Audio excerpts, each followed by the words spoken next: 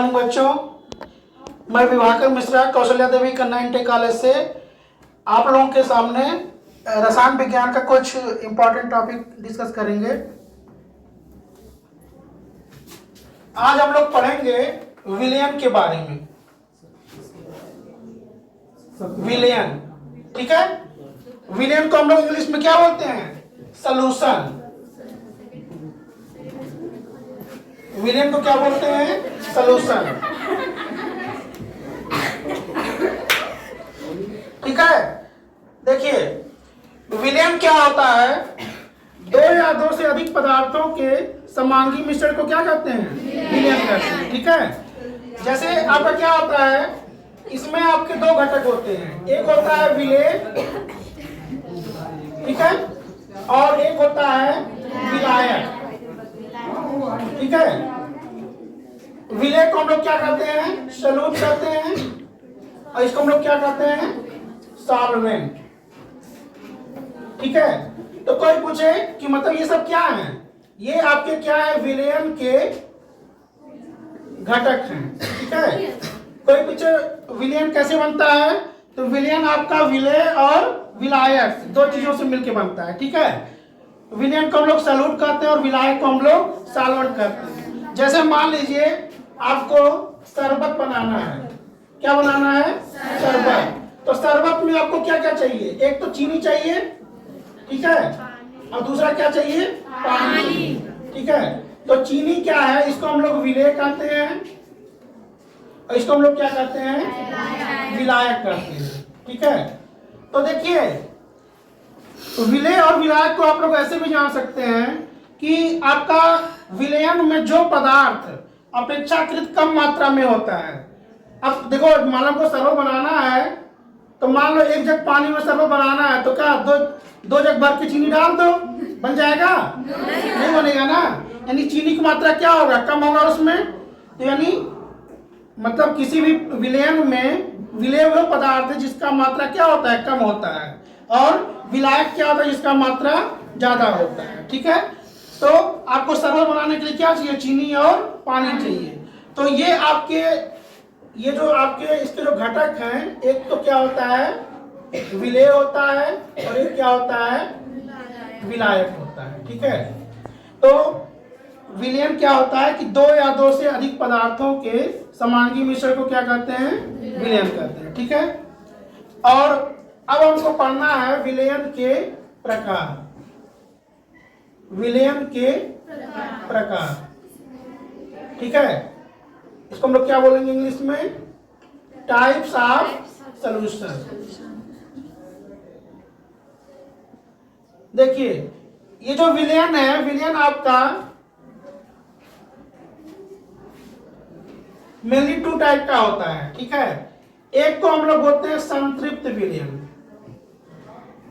संतृप्त विलयन, ठीक है। और दूसरा होता है असंतृप्त विलयन, असंतृप्त विलयन, ठीक। संतृप्त विलयन को हम लोग इंग्लिश में कहते हैं सैचुरेटेड सॉल्यूशन, सैचुरेटेड सॉल्यूशन, ठीक है। और इसको हम लोग क्या बोलते हैं? Unsaturated solution, unsaturated solution. तो देखिए, ये आपका जो सैचुरेटेड सॉल्यूशन है, संतृप्त विलयन है, इसमें क्या होता है? जैसे वह विलयन जिसमें विलायक तो रहेगा, और क्या होता है? विलेय और विलायक दो चीज होता है। इसमें क्या होता है? विलेय का अधिक से अधिक मात्रा घुला हुआ होता है। जैसे आप लोग चाशनी जानते हो ना, चाशनी में क्या होता है? चीनी का अधिक से अधिक मात्रा घुला हुआ होता है। अब और उसमें और अधिक चीनी हम लोग नहीं घोल सकते हैं, ठीक है। तो संतृप्त विलयन वह विलयन है जिसमें विलेय पदार्थ की अधिक से अधिक मात्रा घुली हुई होती है, ठीक है। और असंतृप्त विलयन क्या है? जिसमें विलेय पदार्थ की कम मात्रा घुली होती है, जिसमें और ज्यादा विलेय पदार्थ उसमें घोला जा सकता है, ठीक है।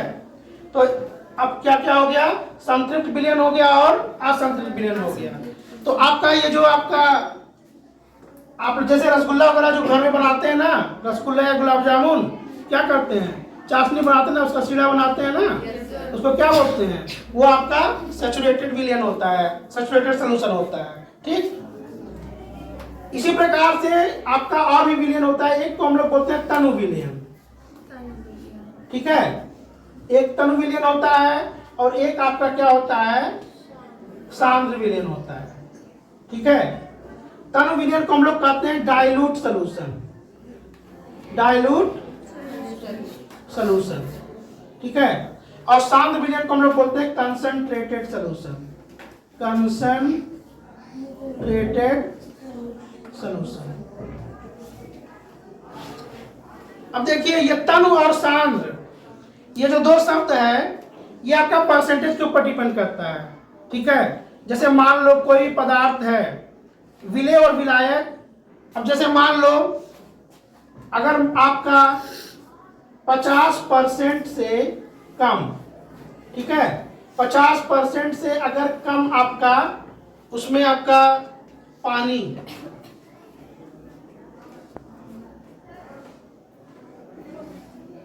%50 से कम, कम नहीं, यहाँ पे ज्यादा होगा। ठीक है, 50% से ज्यादा इसमें पानी होगा, इसमें क्या होगा? 50% से कम होगा पानी। मतलब इसमें जो आपका, जो आप इसमें वाटर की मात्रा जो होगी, ठीक है, जैसे मान लो हमको 1 लीटर बनाना है।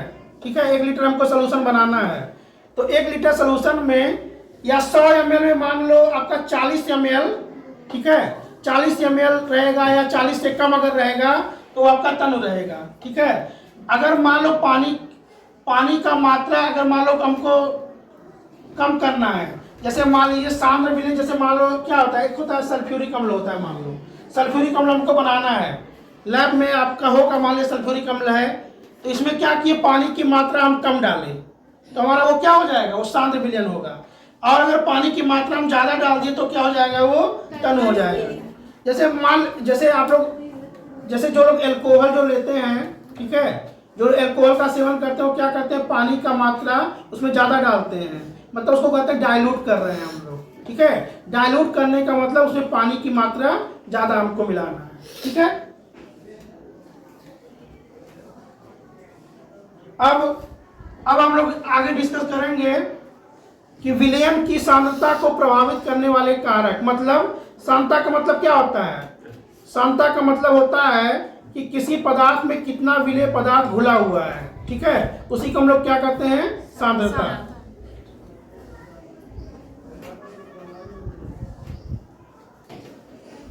देखिए, सांद्रता हमको पढ़ना है। सांद्रता को हम लोग क्या बोलते हैं? Concentration, concentration. ठीक है, सांद्रता का मतलब, जैसे मतलब इसमें क्या होता है? सांद्रता बराबर होता है विलेय का द्रव्यमान बटे विलयन का द्रव्यमान। मतलब जैसे मान लो 1 लीटर विलयन है, ठीक है, उसमें हम लोग कितना विलेय पदार्थ घोल रहे हैं, वही उस विलयन की क्या हो जाएगी? सांद्रता हो जाएगी।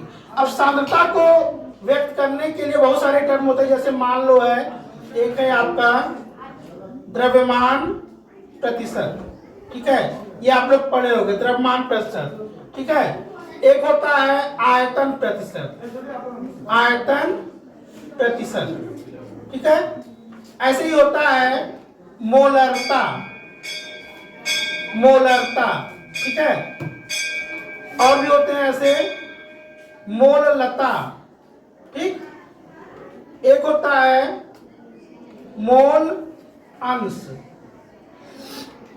या इसी को हम लोग बोलते हैं मोल प्रभाज। ठीक है, ऐसे ही होता है, एक टर्म होता है नॉर्मलता, नॉर्मलता, और एक होता है पीपीएम। ठीक है, पीपीएम का मतलब होता है पार्ट्स पर मिलियन। ठीक है, पार्ट्स पर मिलियन। ठीक है, तो ये सब आपके सांद्रता को प्रदर्शित करने वाले कारक होते हैं। कारक का मतलब ये होता है कि जैसे हम कोई भी सांद्रता निकालेंगे तो क्या द्रव्यमान प्रतिशत में निकालेंगे, ठीक है, या आयतन प्रतिशत में निकालेंगे, मोलरता, मोललता, मोल अंश या मोल प्रभाव, मतलब ये एक प्रकार का ये आपका रेशियो में होता है, ठीक है, परसेंटेज रेशियो अनुपात में होता है ये, ठीक है, नॉर्मलता और पीपीएम। जैसे हम लोग पानी की शुद्धता कैसे नापते हैं, पीपीएम में नापते हैं, ठीक है।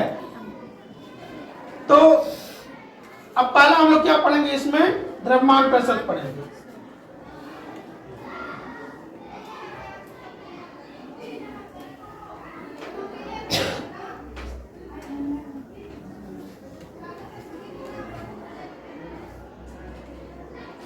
देखिए द्रव्यमान प्रतिशत का मतलब क्या होता है, मतलब इसमें क्या हो जाएगा, जैसे ये जो ऊपर आप फार्मूला लिखे हो ना, विलेय का द्रव्यमान बटे विलयन का द्रव्यमान, तो हमको जब प्रतिशत निकालना तो प्रतिशत का मतलब क्या होता है, कोई भी संख्या हो उसमें हम 100 का गुणा कर दें तो क्या निकल जाएगा, वो प्रतिशत निकल जाएगा उसका।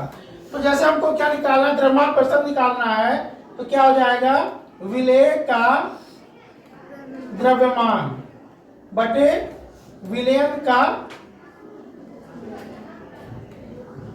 द्रव्यमान, और क्या करेंगे, इसी में 100 का गुणा कर देंगे, ठीक है। अब जैसे मान लो इसका एक एग्जाम्पल हम लोग देख लेते हैं कि 10 ग्राम चीनी को 90 ग्राम जल में घोला गया, ठीक है। 10 ग्राम चीनी को 90 ग्राम जल में घोला गया, तो हमको क्या निकालना है, द्रव्यमान प्रतिशत निकालना है यहाँ पे, द्रव्यमान प्रतिशत, ठीक है। तो अभी देखो आप ये बताइए 10 ग्राम चीनी है, तो चीनी क्या है, विलेय है कि विलायक है, विलेय है, ठीक है, मतलब ये कम मात्रा में है ना, तो क्या हो गया, विलेय हो गया, और विलायक क्या हो गया, जल। तो 90 ग्राम क्या है, जल है, और 10 ग्राम क्या है, तो इसमें हम क्या करेंगे, फार्मूला में देखो क्या हो जाएगा, द्रव्यमान प्रतिशत बराबर क्या है, विलेय का द्रव्यमान, तो ऊपर क्या हो जाएगा, 10 हो जाएगा, और नीचे क्या हो जाएगा, नीचे फार्मूले में क्या है, विलयन का द्रव्यमान है, ठीक है।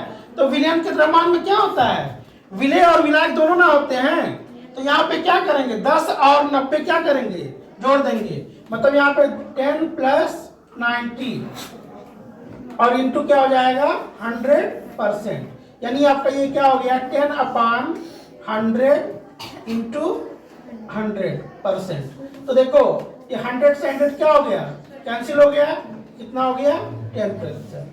10% ये हमारा क्या हो गया, आंसर। इस तरह से आपके छोटे छोटे क्वेश्चन भी आ जाते हैं, ठीक है, ठीक है। बाकी जितने भी आपके कारक हैं वो हम अगले क्लास में डिस्कस करेंगे। Thank you very much.